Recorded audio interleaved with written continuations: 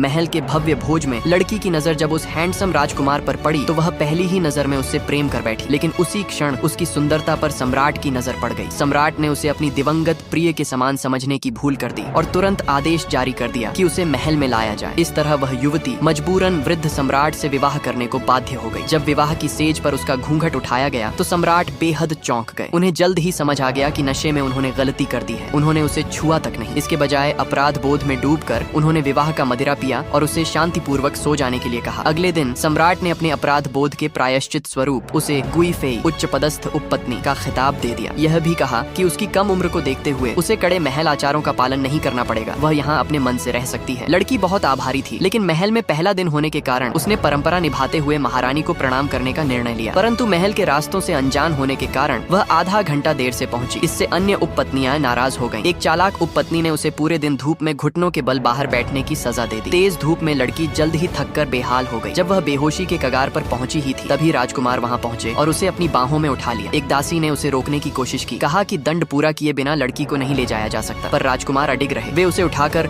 उसके कक्ष में ले आए और आराम करने दिया। सम्राट यह सुनकर चिंतित होकर दौड़े आए। जब उन्हें पता चला कि राजकुमार ने लड़की को बचाया है तो उन्होंने उसकी दयालुता की बड़ी प्रशंसा की। फिर उन्हें याद आया कि महल भोज में राजकुमार ने किसी युवती को पहली नजर में पसंद करने की बात कही थी। सम्राट ने उसका नाम पूछकर राजकुमार के लिए विवाह की व्यवस्था करने की इच्छा जताई। लेकिन राजकुमार ने अचानक अपना रुख बदल लिया और कहा कि वह उस लड़की के जीवन में कोई परेशानी नहीं लाना चाहता। राजकुमार के चले जाने के बाद लड़की जाग गई। सम्राट ने उसे सांत्वना दी, बताया कि उस चालाक उपपत्नी को कठोर दंड दिया गया है। गहरे अपराध बोध में उन्होंने कहा कि वे जल्द ही उसे महल से विदा कर देंगे। लेकिन 1 महीने बाद खबर आई कि सम्राट का निधन हो गया है। बीमारी के कारण लड़की अंतिम संस्कार में सम्मान प्रकट करने गई। तभी अचानक वही चालाक उपपत्नी सैनिकों के साथ घुस आई और उसे गिरफ्तार कर लिया। उसने घोषणा की कि जिन उपपत्नियों को संतान नहीं है उन्हें सम्राट के साथ दफनाया जाएगा। फिर उसने झर भरी मदिरा और सफेद रेशमी रस्सी बाहर निकाली। कई उपपत्नियां डरकर वहीं बेहोश हो गईं। लड़की भी उनके साथ गिर पड़ी। ये देखकर उसके पिता ने तत्काल राजवैद्य को बुलाया और आग्रह किया कि वे सबसे पहले उसकी बेटी की जांच करें। हैरानी की बात यह थी कि वैद्य ने बताया लड़की 1 महीने की गर्भवती है। असल में कभी लड़की के पिता ने उस राजवैद्य की जान बचाई थी। उसी आरण को चुकाने के लिए वैद्य ने झूठा गर्भ घोषित कर दिया ताकि लड़की को बचाया जा सके। लेकिन यह झूठ ज्यादा दिन छिप नहीं सकता था, इसलिए उसे जल्द से जल्द सच बनाना आवश्यक था। यही सोचकर लड़की के पिता ने राजकुमार के सामने घुटनों के बल बैठकर